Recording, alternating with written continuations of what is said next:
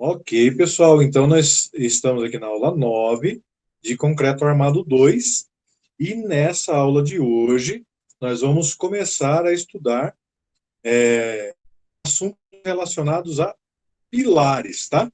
No caso da aula de hoje, nós vamos ver a carga no aço do pilar, tá bom? Nós vamos fazer desde essa consideração inicial introdutória até o dimensionamento de pilares, tá? Então, tentem seguir aí bem certinho para a gente poder chegar no final com uma base sólida, assim como nós chegamos com a questão das lajes, tá? Ok? Então, já introduzindo o nosso assunto, né, dessas cargas de aço no pilar, a gente tem, assim,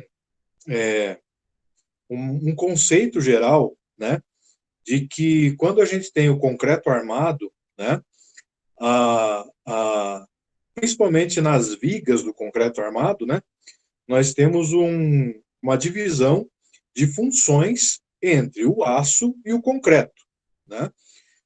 O aço seria aquele responsável pelos esforços de tração, né? E o concreto pelos esforços de compressão.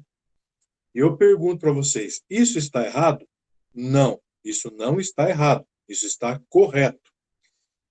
Porém, se eu pegar assim, os dois materiais sem uma análise mais profunda, eu vou ter essa primeira informação aqui, ó. O aço, certo? Ele tem um módulo de elasticidade muito maior do que o concreto, tá? O módulo de elasticidade do aço é, em média, 2.100 tonelada-força por centímetro quadrado. Já o módulo de elasticidade do concreto é 100 tonelada-força por centímetro quadrado. Perceba que o aço ele tem um módulo de elasticidade, ou seja, aqui, ó, como diz aqui na frente, o aço é menos elástico que o concreto. Por ele ser menos elástico do que o concreto, ele tem uma capacidade de absorção de carga muito maior do que o concreto, porque ele se deforma menos, tá bom? Como nós estamos falando de pilares aqui, então significa que, apesar do concreto absorver a maior carga da compressão em um pilar, o, a, o aço ele tem uma capacidade muito maior de absorver cargas de compressão, tá? Olha o que está escrito aqui, ó. Se usarmos os dois juntos em um pilar, ou seja, quando a gente está comprimindo a nossa estrutura, né, o aço absorve a maior parte do trabalho, tá? Mas como assim, professor? Vamos estudar isso aí agora, tá? Então vamos lá. Para entendermos isso, vamos imaginar agora um pequeno pilar, tá? De meio metro de altura. Então tá aqui, ó, pilarzinho aqui, né, de meio metro de altura. Tá aqui um pilar. Vamos pegar esse primeiro aqui, por exemplo, como referência, né? Vamos desprezar a flambagem, desprezar algumas outras coisas aqui, tá? Então ele tem um diâmetro de 80 centímetros. Então tá aqui, ó, é um pilar de 80 centímetros, um pilarete de concreto, tá bom? Com um fio de aço de 5 por 16, tá? Um aço mais fininho ali, né? Na sua periferia. Com uma carga de 200 toneladas, 200, de 2.000 toneladas força uniformemente distribuída. Então tá aqui a carga aqui, ó, de 200 toneladas força distribuída em toda a extensão do pilar, uniformemente, tá? Tem uma carga ali de 200, não sei por que eu tô com 200 na cabeça, de 2.000 toneladas força distribuída nessa viga desse que está distribuindo a carga para o pilar, tá? Então está aqui representado, né? Nós temos aqui os aços aqui, ó, tá? Com um fio de 5 por 16, fio de 10, né? 5 por 16, que está aqui, ó. Todos eles estão apontando ali para o fio, tá bom? Então, essa é a nossa pequena estrutura que a gente vai analisar rapidamente aqui, tá bom? Então, vamos lá.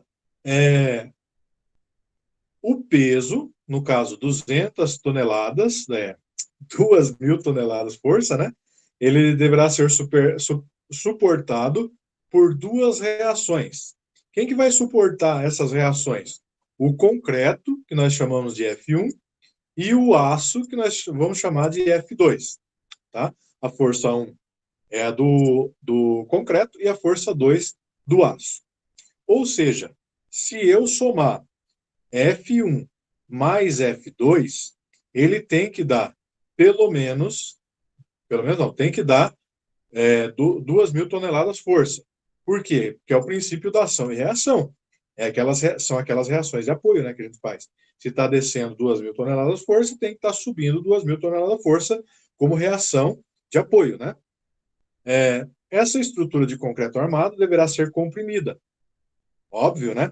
Se eu tenho um pilar, o pilar ele está sendo comprimido, né? Se um pilar está sendo tracionado ali, tem alguma coisa errada, né? Portanto, sofrer uma redução de altura, nós vamos chamar de ΔH. Se eu tenho compressão em uma estrutura, a tendência, entre aspas, dessa estrutura é sofrer uma redução, uma diminuição do tamanho, certo? Mesmo que seja desconsiderável, mas ela sofre, né? Porque ela está sofrendo compressão. Só que essa compressão aqui, ó, ela será igual tanto para o aço quanto para o concreto, tá? Por que vai ser igual? Porque os dois estão trabalhando em conjunto, os dois são solidários. Eles trabalham ao mesmo tempo, na mesma estrutura, com a mesma finalidade de absorver a compressão, tá? Vamos lá. Então, nós vamos chamar a altura desse pilar de H e o encurtamento, né, da peça de ΔH. Então, deixa eu ver se tem aqui atrás. Aqui, ó, a altura H eu já nomeei ela aqui, né? E a altura ΔH também já nomeei, que é a diferença entre o tamanho original da peça e o encurtamento que ela vai ter depois, tá? Seria o ΔH. Vamos ver agora aqui nessa... acho que na frente aqui eu tenho um outro desenho. Já a gente chega nele aí. Então, nós vamos ver aqui a deformação unitária, né? Então, como que a gente vê a deformação unitária? O ΔH dividido pelo H. Nós temos a deformação, tá? Então, ΔH e H são iguais, como eu já disse, para o aço e para o concreto.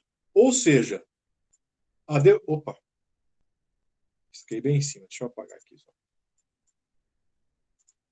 Vou continuar com o vermelho aqui. Então, a deformação S, que é de aço, né? Aço em inglês é steel, né? Por isso que normalmente eles chamam de S, o aço, tá? Sempre que tem lá, lembra lá do KS, né? Que é o coeficiente do aço. Então, sempre é S porque é do inglês, é steel, de aço, né? Então, o S, a deformação unitária para o aço é igual à deformação unitária para o concreto, certo? Por quê? Como a gente disse ali atrás, porque eles estão trabalhando em conjunto, tá? Então, nós também sabemos que a deformação é uma relação que tem entre tensão e deformação, né? E módulo de elasticidade, né? O módulo de elasticidade é tensão e deformação, na verdade, né? Tá aqui, ó. A deformação é tensão sobre o módulo de elasticidade, tá? Então, essa tensão aqui é a tensão de compressão que o pilar está sofrendo, né? Chamou aqui de pressão, né? Ou tensão de compressão, tá? Ou seja, a deformação do aço é igual à deformação do concreto, ou seja, nós temos a tensão, deformação do aço igual à tensão de formação do concreto, né? Ou seja, eu tenho essa relação aqui, ó, tá? Tensão do aço sobre tensão do concreto sobre deformação do aço é igual à deformação do aço sobre a deformação do concreto, tá? Então, o módulo de elasticidade do concreto, como a gente viu, né, vale da ordem de 210 toneladas por centímetro quadrado. E do aço, 2.100 toneladas por centímetro quadrado. Ou seja, se eu tenho o módulo de elasticidade aqui, ó, do aço e do concreto, então eu vou substituir aqui, tá? A tensão do aço, tensão do concreto é igual a 2.100 dividido por 210, tá? Ou seja, a tensão do aço sobre a tensão do concreto vai ser igual a 10. O que isso significa? Significa que, pelo fato do aço ter maior módulo de elasticidade, ele oferece maior dificuldade de ser comprimido do que o concreto, tá? A tensão de compressão do aço será 21 vezes maior do que a do concreto, tá? Então, ou seja, a parte menos elástica ficou com a tarefa de absorver a maior tensão, tá bom? Bom, sendo assim, como eu tenho a tensão do aço sobre a tensão do concreto é igual a 10, e como tensão é igual a força dividido por área, né? Então significa que a tensão aqui, ó, vai ser força sobre a área do aço dividido por força sobre a área do concreto, vai ser igual a 10, tá? Como nós temos ali um fio de 5 por 16 igual a 50 centímetros quadrados, né? Ou seja, o AC aqui vai ser 10.000 centímetros quadrados, que seria a área do concreto lá com fio de 80 centímetros que nós tivemos lá atrás, né? No exercício. E desprezando também a seção do próprio aço, que é isso aqui, né? Ó, nós estamos considerando aqui, ó, o 80, que vai daqui até aqui, desprezando toda a área dos aços aqui, ó. Vamos considerar o 80 mesmo ali, de diâmetro, tá? É isso que ele está dizendo ali. Então, o que eu tenho aqui? Eu tenho que a área do aço é 50 e a área do concreto, 10.000, né? Igual a 10. Ou seja, a força do aço, fazendo todas as considerações matemáticas aqui agora, né? Força do aço dividido por 50 é igual a 10 vezes FC dividido por 10.000, né? Ou seja, lá no final, a força do aço é igual à força do concreto dividido por 20. Tá?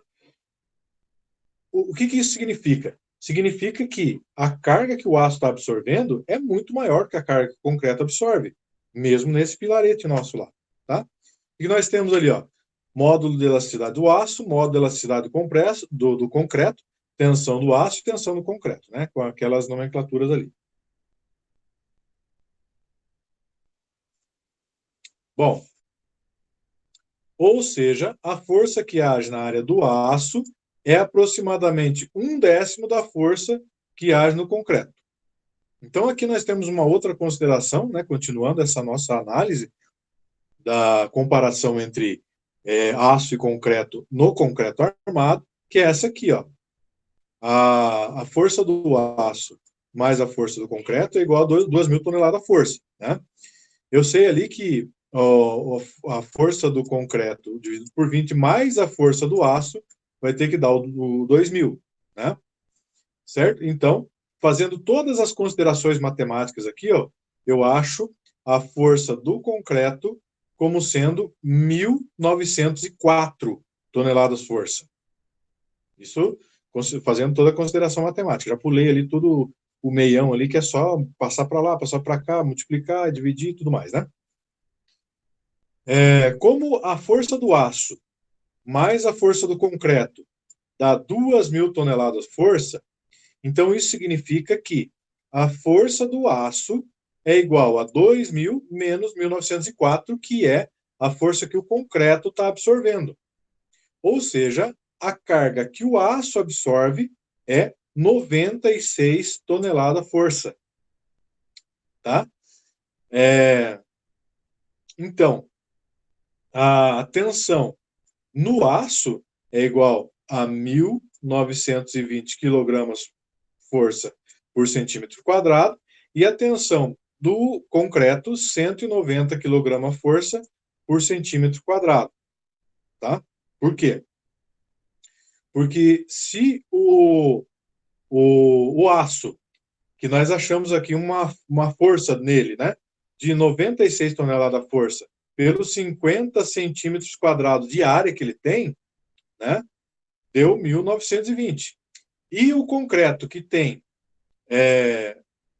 1.904 toneladas, ou 1.904 quilos, já estamos considerando quilo ali, né?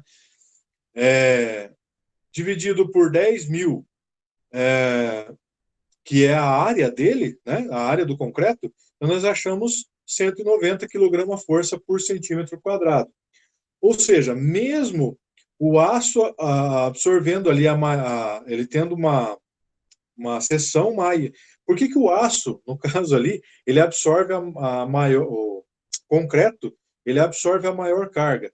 Porque ele tem maior seção só, né? Não porque ele tem um maior módulo de elasticidade. O aço é que tem maior módulo de elasticidade. Por isso, proporcionalmente, a carga que ele absorve é muito maior. 10 vezes, pelo menos, maior do que a do concreto, tá? Conclusão. Dada uma união concreto-aço em um pilar, a deformação deles vai ser por igual. Esse meu ΔH aqui, ó, ele vai ser a mesma coisa, tanto para o aço quanto para o concreto. Porém, as tensões entre eles vão ser diferentes, né? Certo? Então, olha aqui, ó, eles terão pressões, pressões de 3,48 toneladas força por centímetro quadrado e 0,18 toneladas força por centímetro quadrado, tá? Que é proporcionalmente às características de deformação que eles têm, certo? Então, as forças que eles vão receber são proporcionais às tensões que eles têm de acordo com a área de seção que eles têm. Então, o aço, com apenas 50 centímetros quadrados da área total do FI aqui dele, né, vai receber 174 toneladas de força. E os 10.000 centímetros quadrados do concreto vão absorver 1.826 toneladas de força. Tá? Ou seja, o concreto, tendo 200 vezes mais área que o aço, ele absorve 10 vezes mais força do que o aço. Mas por que ele absorve 10 vezes mais? 10 vezes mais? Porque ele tem uma seção maior, não porque ele tem um maior módulo de elasticidade, tá? É por isso que nós não precisamos fazer um pilar, por exemplo, com uma, uma área de aço muito grande, né? Porque o próprio concreto dá conta de absorver essa tensão. Porém, o aço, ele auxilia o concreto a sofrer ele auxilia o concreto na carga que está sendo submetido esse conjunto de concreto armado, né? Bom, por que, então, como eu já disse para vocês, o uso de aço em pilares, né, tem como um dos motivos principais exatamente o fato dele ter uma grande propriedade de absorção de compressão e as seções deles poderem ser menores, né, do que ele teria se tivesse só o concreto simples. Então, por que que a gente, não tem aí, se o concreto ele tem um bom resultado em cargas de compressão, Então, por que a gente não faz pilar só de concreto e não tira o aço fora? Porque você sabe que o aço é uma das partes que onera bastante a obra, né? Por quê, né? Então, o que o aço está fazendo ali? Se a gente só fala de aço quando a gente está falando de vigas, né? Porque a viga, o aço é que absorve a tração. É claro, porque o módulo de elasticidade dele é grande, né? Então, ele absorve mesmo a tração no concreto armado em vigas, né? Mas e no concreto que está, teoricamente, aqui está recebendo só compressão? E daí? Por que colocar aço? Né? Muita gente diria assim, porque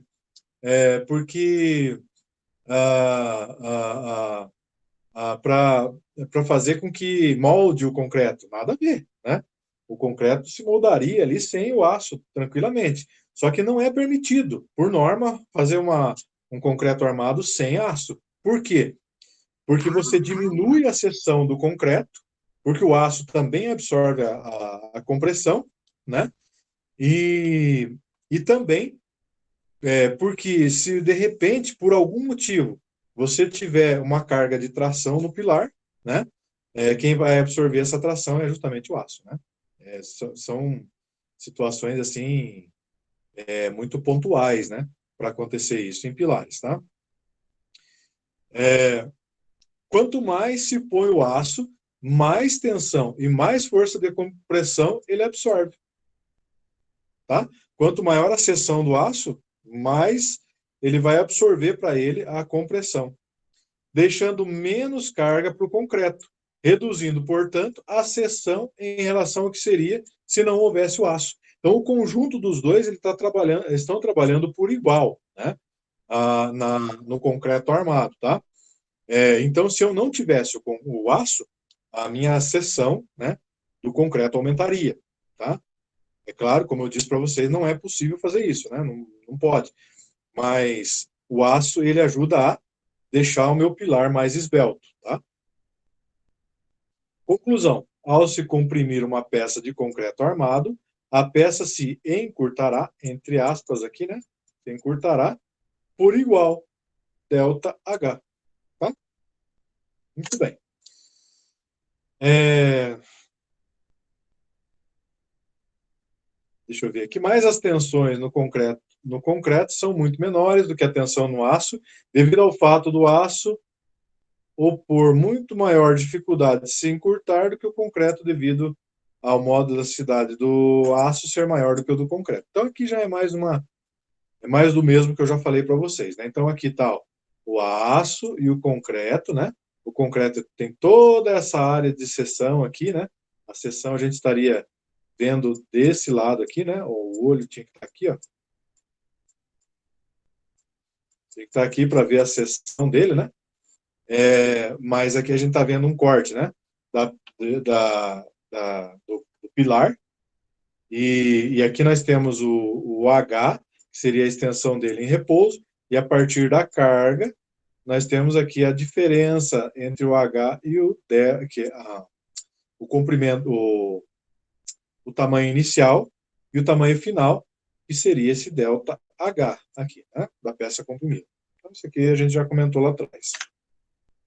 Bom, professor, não estou acreditando nisso. Então, uma experiência que você pode fazer é essa aqui, ó, né? É, um material com maior módulo de elasticidade e com menor módulo de elasticidade. Coloca um alfinete numa borracha, né? Ou uma tachinha numa borracha, né? E, e pega com a mão e tenta empurrar o conjunto, alfinete borracha. O que vai acontecer, né? Muito provavelmente a borracha ela tem um módulo, ela tem uma deformação muito maior, né? Do que o alfinete, né? Ou seja, você vai chegar no alfinete com a mão, né? Você está comprimindo o conjunto e você vai furar o dedo, né? Não com a borracha, mas com o alfinete. É exatamente o que acontece no concreto armado, tá? Muito bem. Então, às vezes, não fica claro esse fenômeno que peças fundidas, que são o caso, né, das duas, porque o aço e o concreto, eles trabalham em conjunto, né, no concreto armado, resistindo à carga, apresentam em pontos próximos, em materiais diferentes, tensões completamente desiguais. Consideremos, então, uma viga duplamente armada vencendo o vão L. Então, aqui nós temos o vão L, né? E nós vamos aplicar a ela uma carga chamada P, tá? Perceba aqui, deixa eu pegar aqui o azul agora. Perceba aqui, ó, que na seção B, aqui, ó, essa aqui seria a seção B, ó, o corte que está aqui do lado, ó, seria essa seção B. Perceba que eu tenho aqui, ó, o aço representado aqui por esses pontinhos, né? Tá aqui, ó, o aço, tá? Tá representado aqui. E aqui é o concreto, né? Veja que eu tenho aqui, nessa seção, a partir da carga P, eu tenho, nesta viga aqui, tração na parte de baixo da viga e compressão na parte de cima da viga, para cima da linha neutra, né? Dessa viga aí, tá? Essa é a condição aqui. Continuando. Nessa seção aqui, em B, deixa eu pegar outra cor aqui. Tanto o concreto como o aço sofrem deformações, tá? Porque o concreto aqui, ó, tá vendo que ele mudou aqui, ó? Exagerando, né? Ele mudou aqui, né? O concreto, o conjunto, concreto e aço, né? No bordo superior da viga em B, a viga foi comprimida, tá? Que é o que eu falei para vocês ali atrás. Consideremos um ponto A qualquer. Aqui o ponto A qualquer, né? Bem próximo da seção do aço. Nesse ponto A, no concreto, a tensão de compressão do concreto é muito menor do que a tensão de compressão do aço. Tá? Então, apesar de o concreto estar absorvendo a carga de compressão, quanto mais próximo eu chego da minha... do meu perfil, da minha barra de aço, né? Menor vai ser a tensão de compressão que o concreto está absorvendo, porque o aço está absorvendo o concreto, tá? Pois o concreto tem um módulo de elasticidade menor que o do aço. Então, ambos se deformam igualmente, que é a solidariedade que eles têm. Mas isso se faz graças a um grande esforço que o aço está absorvendo nesse conjunto ali. Tá bom? Então, o aço... Só um pouquinho, deixa eu permitir o Andrews aqui. O aço é material nobre em relação ao concreto, porque o módulo de elasticidade do aço é maior do que o do concreto. Então, ele absorve para ele cargas muito maiores em relação à sua pequena área, cargas grandes com relação à sua pequena área, se eu comparar o aço com relação ao concreto. Por essa razão, tendo em vista que quanto mais longe os dois eixos, melhoram o trabalho dos materiais. O aço em pilares vai sempre para a periferia. Por quê?